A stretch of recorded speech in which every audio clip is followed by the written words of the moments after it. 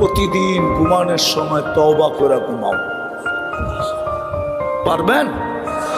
হাত দুটো উঠে ঘুমায় যান, উঁচু করতে হবে না, জায়নামাজ লাগবে না। বিছনায় বৈশা খালি হাত দুটা উঠায় বলে দেন মনের থেকে, আল্লাহ মাপ চায় ঘুমাইতেছি। এতটুক বলেন, আল্লাহ আমি মাপ চাই। হায় হায় হায়, আমাদের আল্লাহ তো ওই আল্লাহ, দুনিয়ার মানুষ প্রতিশোধে অভ্যস্ত। আসামিকে সারা দিন খুঁজতে থাকে, ঠিক না? কেন?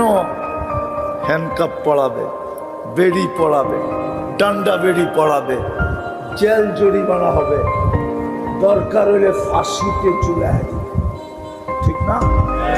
আর আমাদের আল্লাহ ডেলি রাত্রে ডাকতে থাকে মুজরিমদেরকে, আসামিদেরকে, ও দুনিয়ায় কে নিজেকে আসামি ভাবিস?